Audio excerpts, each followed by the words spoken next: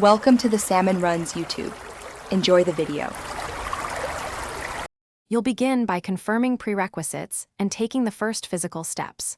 Plug the Google TV Power adapter into an outlet and then into the device. This powers the unit and allows internal boot. Next, insert one end of an HDMI cable into the Google TV and the other into the TV's chosen HDMI input. Make sure the TV input matches.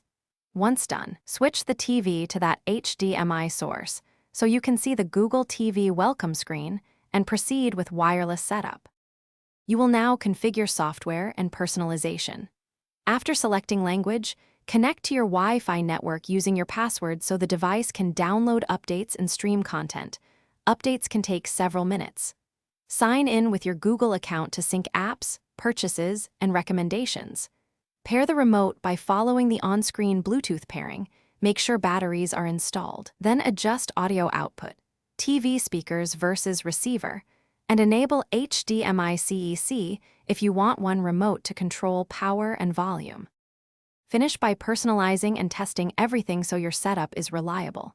Install favorite streaming apps, sign in to each service, and run a playback test to confirm resolution and HDR settings.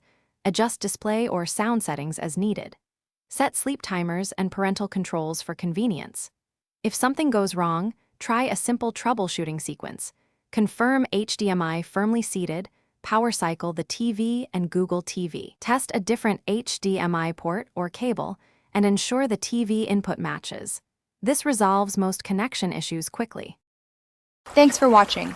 Consider subscribing if we helped you.